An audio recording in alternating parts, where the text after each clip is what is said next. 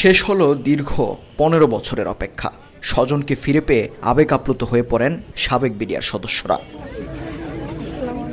2009 সালে বিডিআর বিদ্রোহের ঘটনায় বিস্ফোরক মামলায় কাশিমপুর কেন্দ্রীয় কারাগার থেকে বৃহস্পতিবার সকালে জামিনে মুক্তি পান 27 জন। এর আগে ভোর থেকেই কারা ফটকে অপেক্ষা করেন স্বজনরা। 2 যুগেরও বেশি সময় পর পরিবারের সদস্যকে কাছে পেয়ে কান্নায় ভেঙে পড়েন তারা। 17 বছর আমরা বিডিআর ভাই ছিল, একসাথেই থাকছি, সবাই নির্দোষ, বিডিআর সবাই নির্দোষ।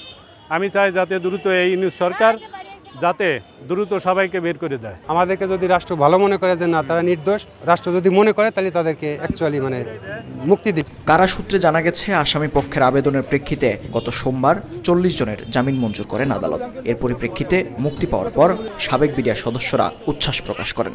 আমার যখন ধুয়ে যায় তখন আমি 9 মাস, আমি নানু বাড়ির মানুষ হয়েছি, এখন 16 বছর পর দেখতেছি আমার আম্মু তো নেই। এর আগে হত্যা মামলায় খালাস পাওয়া 178 জন বিস্ফোরক দ্রব্য নিয়ন্ত্রণ আইনের মামলায় জামিন পেয়েছিলেন। এ নিয়ে একই মামলায় 218 জন জামিন পেলেন। মেহেদী হাসান, সময় সংবাদ, গাজীপুর।